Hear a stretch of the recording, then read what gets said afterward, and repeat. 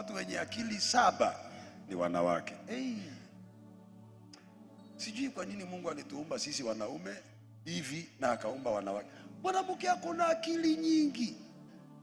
Na utamwona, alafu Mungu anasema ni viumbe dhaifu. Nani kasema nyinyi ni dhaifu? Mwanamke anakuongelesha hivi na anacheka na anakuacha, unaenda kazini alafu anachukua vitu anaenda na anacheka na wewe hapo. Anakuambia baby bye bye. Na unaenda. Ukirudi unaambiwa, unakuja unakuta mlango inafanya hivi. Unauliza security. Kwani hakuna watu? Alafu security nakuuliza, kwani mlikuwa hamhami?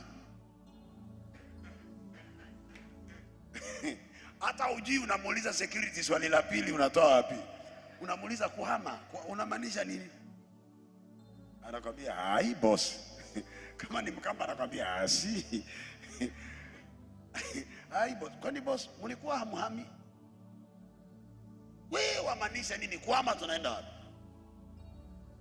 Si anti amesema mnahama, umetoka tu hivi, lori 2 zikaingia, zikachukua kila kitu. Sasa amesema ndio umetangulia, hata leo uendi kazini. Umeenda kuandaa ile nyumba. Wapi? Roysambu gani?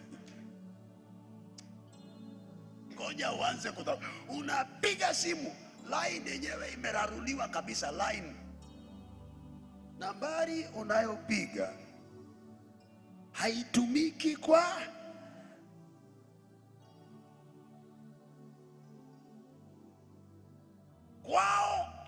hayuko. Miezi 6 ukitafuta mke wako ambao ulicheka nayo. Kama umeketi karibu na mwanamke, msalimie, mwambie uko na akili 7, sisi tuko na 1 tu hivi.